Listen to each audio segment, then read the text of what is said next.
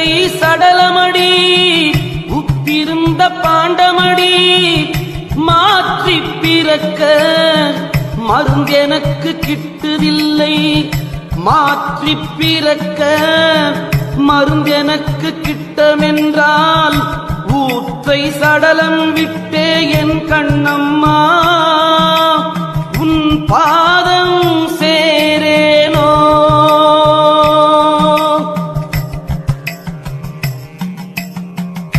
வாழைப்பழம் தின்றால் வாய் நோகும் என்று சொல்லி தாழைப்பழம் தின்று சாவெனக்கு வந்ததடி.